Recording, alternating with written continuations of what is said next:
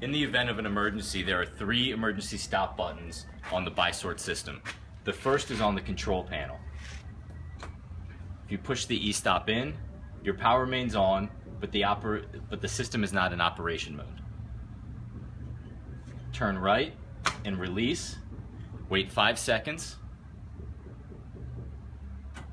and the system will come back on ready to operate. There is also an emergency stop button for the compactor, as well as up here.